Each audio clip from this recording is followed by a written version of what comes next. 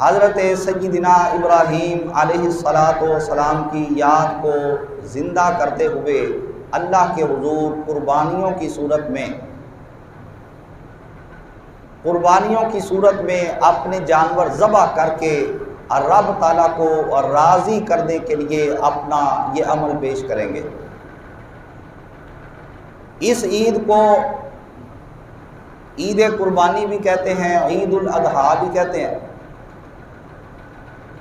اور عام دیسی زبان کے اندر اس کو بڑی عید کہہ دیا جاتا ہے۔ عید الفطر کو چھوٹی عید کہتے ہیں اور اس عید قربانی کو بڑی عید کہا جاتا ہے۔ مفتی احمد یار خان نعیمی گجراتی رحمۃ اللہ تعالی علیہ نے ایک بات بڑی پیاری لکھی ہے، میں تو پڑھ کر جھوم گیا۔ آپ فرماتے ہیں کہ عید الفطر کو چھوٹی عید اس واسطے کہتے ہیں کہ جب مسلمان روزے رکھ کر اللہ تعالیٰ کے حکم کی تعمیل کرتے ہوئے ایک مہینے کی عبادت پوری کر لیتے ہیں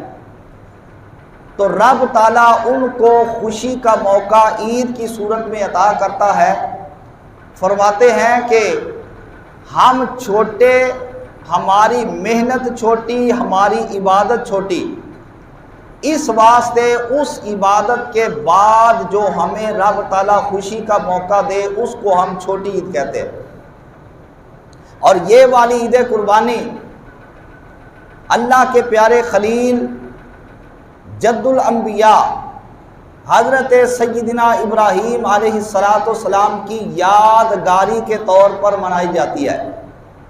کہ انہوں نے جو رب کریم کے حکم کی تعمیل کرتے ہوئے اپنے بیٹے کو